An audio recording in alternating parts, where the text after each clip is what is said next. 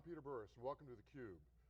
We're having a conversation with Oracle about how to create business value out of data. This is the second segment that we're going to be looking at. The first segment focused on what is data value and how does a business think about generating value with data.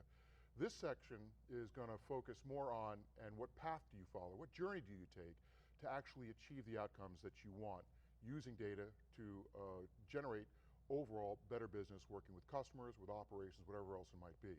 Now, to have that conversation, we've got Neil Mendelson with us today. Hi, Peter. Neil is the Vice President of Big Data and Advanced Analytics at Oracle. Welcome to theCUBE. Thank you, good to be here. So Neil, in the first segment that we talked about the idea of what is data value. How do we think about data capital? How do we think about how a business uses data capital to generate business? Now we're going to get practical and talk about the journey. Once the business is thinking about using data differently to differentiate itself, it then has to undertake a journey to do something. So what's the first step that a business has to think about as it starts to conceive of the role that data is going to play in their business differently? Well, I think you correctly tagged it as being a journey and starting with the business. I think part of where sometimes this goes awry is when we start with the technology first, right? It really begins with the business, right? So we're starting really with business analysts, people within the line of business. And what we're looking for is things that we can actually measure, right? Things that we can measure and quantify that drive a real value to the business. But those things are specific outcomes that have a consequence to the business, right? They are specific, right? So it's not like, oh, we're interested in improving our overall business. That's not specific enough, right?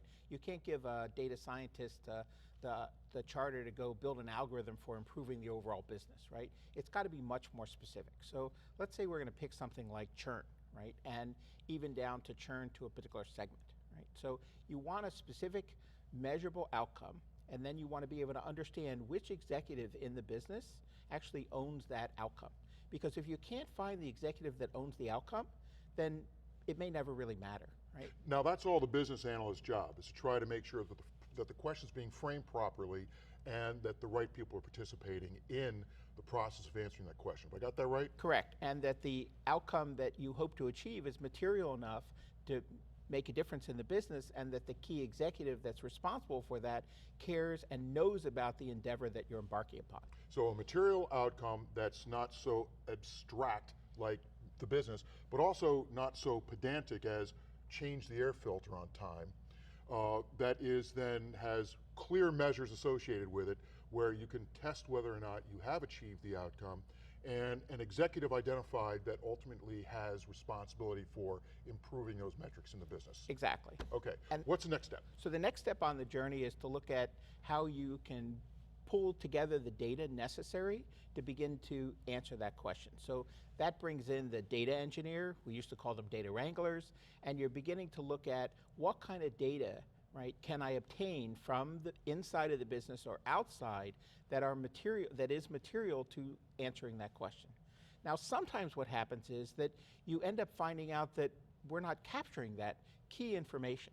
And you've got to go back to the business analyst again and say, hey, we could begin a process to begin capturing that information, but is there something else, what's priority number 2? What's the next thing on the list in an agile type method that we could go to? Let's see if that data is readily available. Because one of the things that you want to do, obviously, is create as much success early in the process as possible, so things that will elongate this whole process, right? Like now I have to invent a whole way to collect data in order to actually examine it. Maybe we ought to move on to the next material measurable outcome to the business and then go examine that.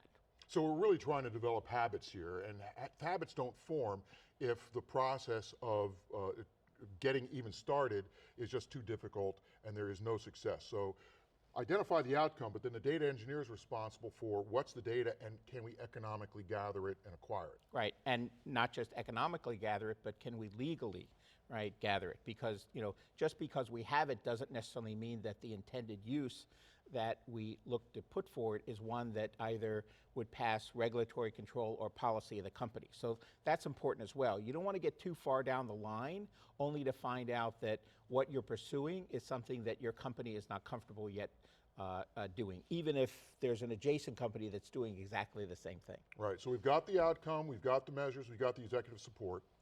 We've also got the data, and we've determined that we can economically and legally and ethically acquire it. What's next? So next, the business analyst is going to collaborate together with both the data wrangler, we've got the data, and now the data scientist or the mathematician, right, gets involved. And what you're beginning to do is to begin to look at the data that's been derived, and for the business analyst, looking at it as more of a visual metaphor, and for the data scientist, looking at it as more from a quantitative point of view. And you want to spend enough time to understand that you're now looking at the data, and some of your original assumptions about the data and about your business are actually holding true. Because it's possible at that point that you find out that your original assumption that you're working toward changing this outcome needs to actually shift a little bit, because what you thought was happening is actually different, right? We were working with a Japanese financial services company, and they thought that a lot of their business was essentially coming from younger people that are comfortable using computers, and it turned out that there was a much older demographic that was actually using their systems than they thought. So sometimes you have to rejigger, and you have to be open to being agile, not to be so fixed on that particular outcome. The data itself and being able to initially examine the data might shift you a little bit left or a little bit right. You've got to be open to that. So this process has allowed us to, has increased or started putting in place some of the habits to be empirical, iterative, opportunistic around data. We've actually now got the data scientists that started building out the data models. We've even started the process of training those models, getting them up so that we're creating some value and improving and refining them over time. But where the industry sometimes falls down is now you get a bunch of technology people involved who say, oh, I want to do this without anybody else knowing about it. I'm going to download a bunch of open source software. I'll go secure some stuff over here, some capacity, maybe in the cloud, or maybe I'll just borrow some cycles somewhere. And we end up in this 12, 15, this long process of trying to implement the technology. Let's now talk about how we take the habits that are being formed, the outcomes we want to achieve, this working group that's actually making progress, and then turn that into a practical solution in the business. Right. So just as you said, what we're starting with is trying to become specific in terms of our outcomes, to be able to make sure that it's measurable and to be agile in our process, where time, right, is an important factor. Cost is an important factor, time is a factor, and so forth is risk, right? And when it comes to building the technology platform necessary to enable all this, time, cost, and risk are still factors, right? So starting off with trying to build everything yourself from a technological point of view doesn't make a lot of sense anymore, right? The value that you're going to get from the business is not by assembling, computers into racks, right? People have done that stuff for you, right? It's not about taking, any kind of software and integrating it together. To the extent that you can get higher level components and begin working with those, that will give you the ability to turn that data into actual monetary value faster, right? So, don't take the time necessarily, all the extra time necessary to assemble the stuff. See if you can already get it in a prepackaged form. So time to value becomes a primary criteria overall, because in many respects, certainly what our research has shown is that costs go up as you take longer, and risk goes up, at least in these complex kinds of initiatives, as you take longer, because more people get involved and there's all kinds of crazy things happen. So the ability to stay agile and make things happen in a valuable way is crucial. Another thing we've seen, Neil, I want to ask you about this, is we've talked to a number of CIOs who are making the observation that while there's a lot of things, a lot of ways that they could procure stuff, that their shop itself has to go through some transformation, and they are looking at how they can buy options on some of these changes right now and deliver value while setting themselves up for the future. What's the right way of thinking about that process? So it's easy for us sitting here in Silicon Valley to immediately jump to the conclusion that everybody just ought to move to the public cloud, right? And we're very much a huge proponent of that ourselves, right? In fact, we've transformed our business to essentially, heavily weight entirely toward the cloud, right? And there are real benefits in obviously doing that, right? When you're getting infrastructure in the cloud, it's immediately available to you. You don't have to pay for it all up front. You can scale it over time. It has all those obvious benefits, right? But there are times when either because of a governmental regulation or because of a policy, your company policy, or because of just latency issues, it's not really possible to go to the public cloud, in which case you need to do that work behind your firewall. You need to bring the cloud to the data. Exactly, right? And as you said, even when that option is available, and in fact, Oracle does have that option now available to customers with this notion of cloud a customer, where we're literally taking a piece of the Oracle cloud and putting it behind your firewall. But for some companies, that in and of itself may be a leap too far. So, being able to consolidate systems together, being able to move to a more simplistic option that gives you still that open ability to move to the cloud either on premises or in the public cloud over time is important to people. So what we find is that, companies are looking for different paths, right? They may be looking to go directly to the public cloud if they're comfortable to doing so, and if the kind of use case that they're working on is capable of doing that. Or they may need to stay behind their firewall and entertain the notion of cloud a customer. Or, depending upon where they are in terms of their organizational readiness, they also may find that they'd rather move toward an engineered system or an appliance model, which gives them the ability to move to the cloud when they're ready, but doesn't force that sea change on an organization that may not yet be ready for it. Right, so we're looking at a couple of different options predicated on the characteristics of the problem that we're trying to solve, the maturity of the shop that's trying to solve it, or the combination of the shop and the business, and then obviously where we want to put our time and energy. Do we want to put it into the infrastructure, or do we want to put it into solving the problem?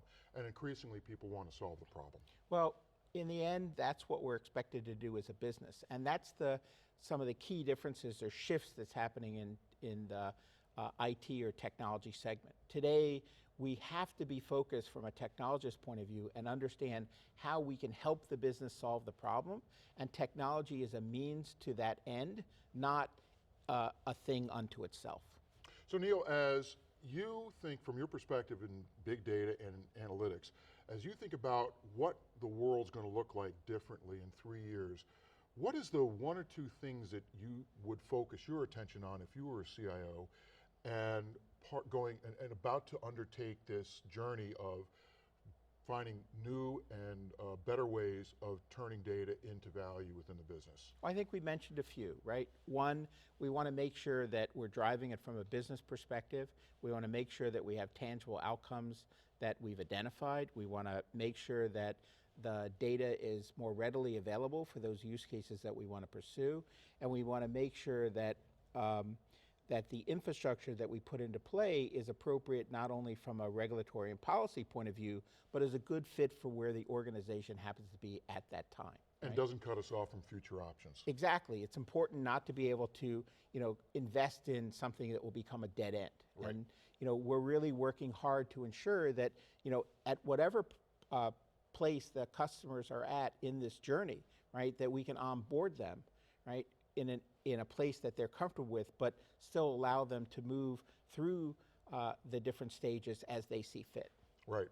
So overall, we've talked about the value of data. We've talked about some of the practical things that an IT shop with the business can do to achieve value in data. It doesn't diminish the role that the cloud's going to play. It positions it in the context of the nature of the problem, the nature of the shop. Neil, this has been a great discussion. I've enjoyed it, thank you. So, once again, Peter Burris from theCUBE talking about the journey to creating value, business value out of data with the appropriate combination of agile data methods and an infrastructure approach that allows business to stay focused on the problem and not the infrastructure. Once again, thank you for joining us from theCUBE, and we hope to see you again soon.